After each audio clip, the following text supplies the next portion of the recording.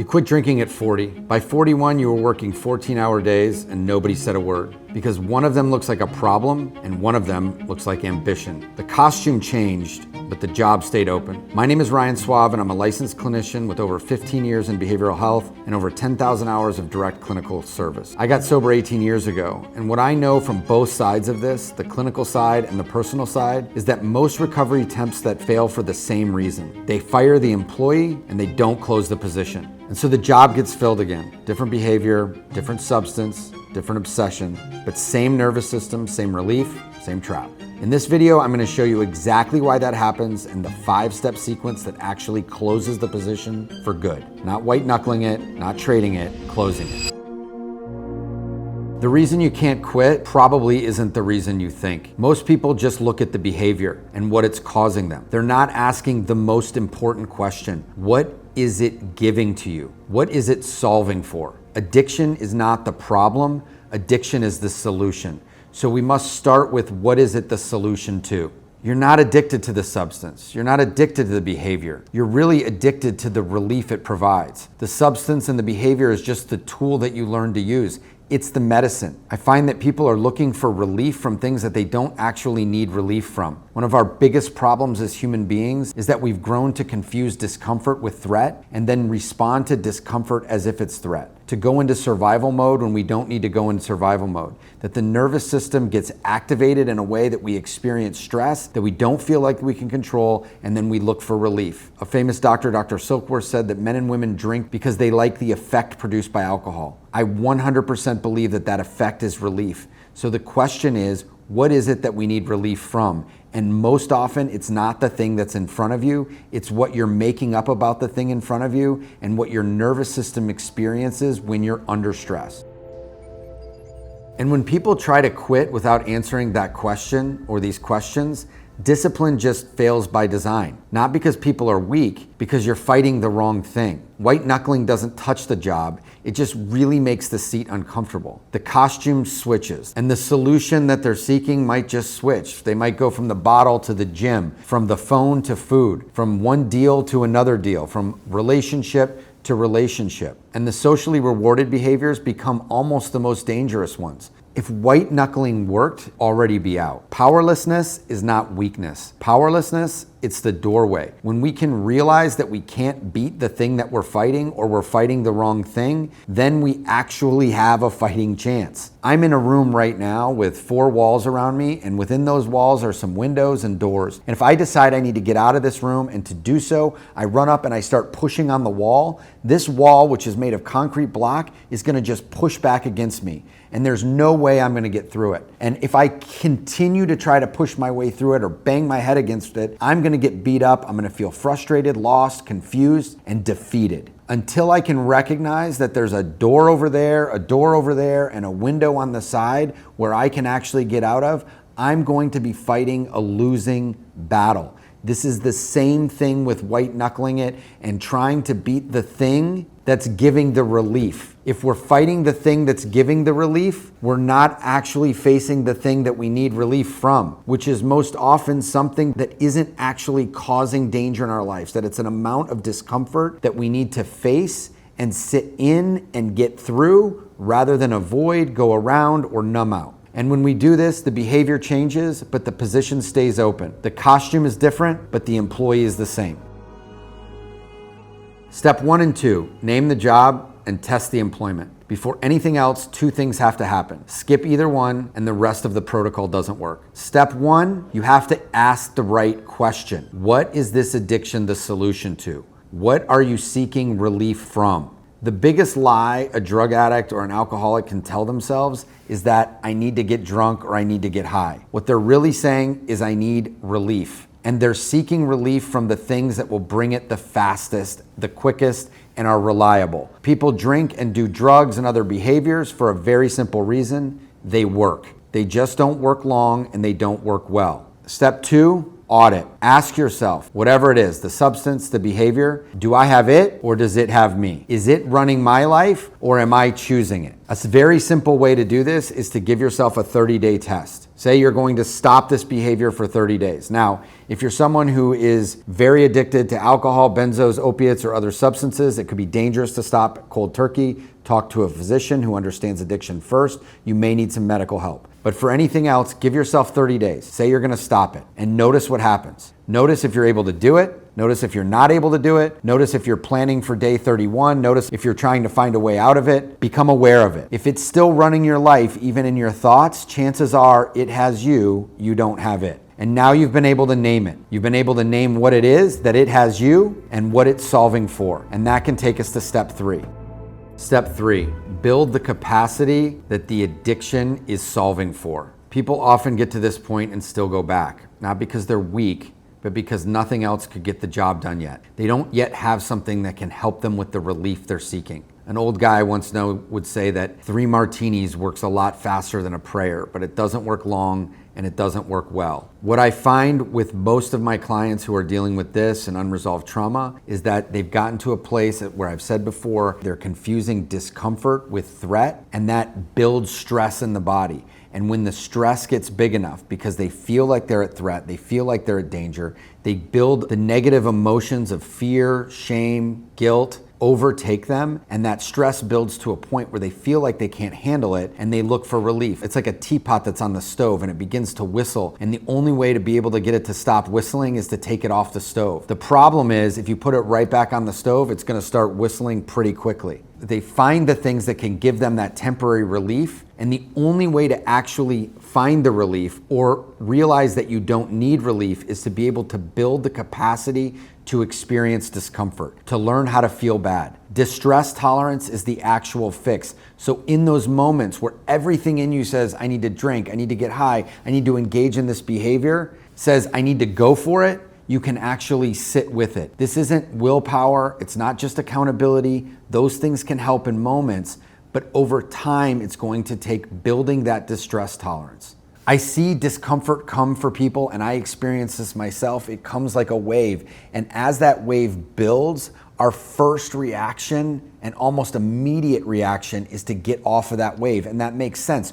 Who wants to experience discomfort? The problem is if we get off that wave, just like a wave in the ocean, another one's coming. And over time, we're just gonna get hit by them and get washed out or maybe even drown. The solution is to begin to be able to ride that wave of discomfort, of negative emotion or whatever it is, and eventually it will settle out. There is no emotional state that you've experienced that has ever stayed. Some of them stick around longer, but that's generally if we're trying to get away from it, avoid it, or push it away. When we can build that tolerance to experience that difficult emotion, we can ride that wave up and ride that wave down. And over time, we can begin to be able to surf these waves. And in order to do this, it's helpful to name where we're holding this in the body, because we'll see something come through and even say, this is something I don't like, it's somebody else's fault, it's somebody else's problem, or it's this emotion I don't like, it's fear, it's depression, it's anger. And those things all may be true, but those are the labels on the outside. We're experiencing that discomfort somewhere in the body. And when we can begin to notice where we're experiencing it and name it, it allows us to dissociate from it in a way that I'm not what we're experiencing. I'm not anger. I'm not fear. I'm not fill in the blank. I'm the one experiencing that. And the way that I'm experiencing it is maybe tightness in my chest or my jaw or tension in my body somewhere. It becomes something that we're experiencing rather than something that we are. It moves from a fixed state to something like weather that's going to move through. So building capacity is the actual job requirement. Until you can begin to hold discomfort yourself, the position stays open and you leave that door open for the addiction to come back in. As I said, learning to feel bad is the actual skill. That's what closes the job.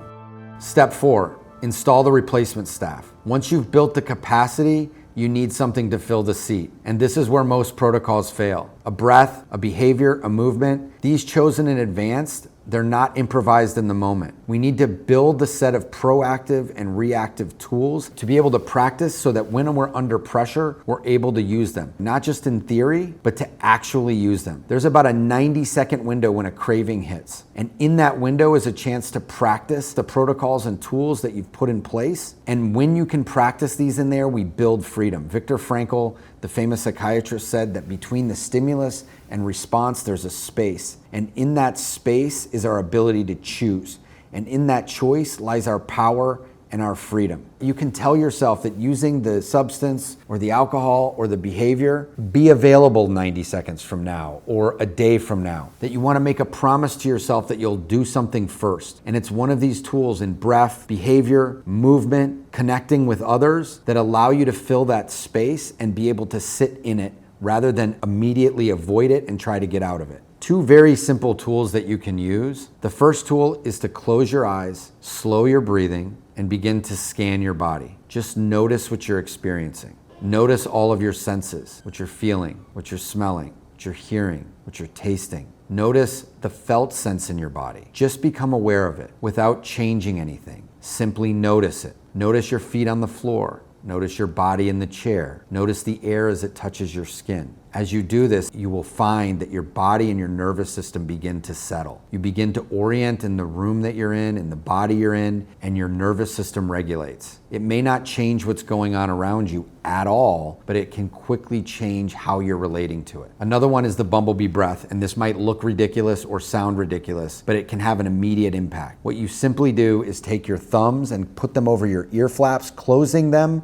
all the way, then placing the rest of your fingertips on your forehead, close your eyes, and hum the sound of a bumblebee as you exhale. So you inhale and then hum. I won't bore you by doing this for 7 breaths by myself, but do it for 7 breaths. You'll be amazed at what happens as your nervous system responds to it. This breath and the action with it can activates the vagus nerve, interrupts the stress response, and can quickly bring you to relaxation. In putting in tools like this, you're not white knuckling anymore, you're choosing. And this becomes a different nervous system. Most people think of recovery as the absence of something, of a behavior or a substance. And in the beginning, it does. And that often is something that continues. But that's not all it is. Recovery can't be about running from something. Eventually, it has to be about moving toward something, about building a life, and actually dealing with life on life's terms. Balance isn't standing still and not bothered by anything. It's actually moving with the ups and downs of life. Feeling like you're gonna fall, being able to stand on one foot, and then coming back to center. And in this way, recovery isn't finding some state of peace that you remain in. It's about beginning to recognize when you're out of peace sooner and returning to it quicker. Because as you build a life, you'll have more opportunities to feel uncomfortable, more opportunities for discomfort to feel like threat. And this can happen from great things. A lot of people come into recovery and they don't have any responsibilities, and then they go build a life and they get into a career, they get into a relationship and build a family, and their life is full and it's amazing. It's everything that they've ever wanted. And now they say, man, I've got everything I wanted and I don't know how to deal with all of this. It brings a different kind of stress. This isn't bad, it's just something to notice. There's no destination to arrive to. It becomes a direction and an aim. I talk to people all the time that say, these things used to bother me in my life and I let go of them and now they're bothering me again. And there's a fallacy in letting go. Letting go of something doesn't mean it's gone away. Letting go means I don't have a grip on it and it doesn't have a grip on me. That I can be with it, that I can interact with it, that other people don't have to change in order for me to be okay. And there's a real freedom in that. Real freedom is not being able to do what I want when I want. Real freedom is for me to be able to face discomfort, to have a commitment and keep it regardless of the discomfort that I'm facing. I have a friend that always used to say that commitment is what we access. All the good feelings that we had when we made the equipment fall away. I see this every year a little after New Year's. I start getting calls in late January or February after people have made New Year's resolutions and they're not keeping them. They made this list of things that they were gonna do and they were very excited about them and they couldn't wait to keep them. But as it got difficult, as it got hard, as life started lifing, they couldn't keep it and everything seemed to fall apart again. And then they seemed lost. And now they're reaching out for help. When we make these commitments, it feels great. Entering in recovery might feel great, but I know this from my personal experience. I need the processes of recovery more now than the day I came in because my life is bigger. I face more challenges than I ever did. That I have all these amazing things in my life, but they still bring challenges. Being a husband and a father and a business owner, it doesn't always feel like freedom. So freedom isn't the absence of discomfort. It's the capacity to move through it without the behavior, without having to do the things that harm myself or others. The position, it's open right now. It has been since the last time you quit something, and something will fill it. That's not threat. That's just how your nervous system works. It will keep hiring until the job doesn't exist anymore. That's what this work is. Not just quitting the behavior, but closing the position. You've tried it the other way. Most people have. And most find themselves a year later in a different costume wondering why life feels the same. It feels the same because it is the same. So start with the question, what is it a solution to? That one question, answered honestly, is worth more than anything you've white-knuckled so far. If this video helped in any way, please subscribe, comment, and share. There's more where this came from. I'll see you in the next one. Thank you.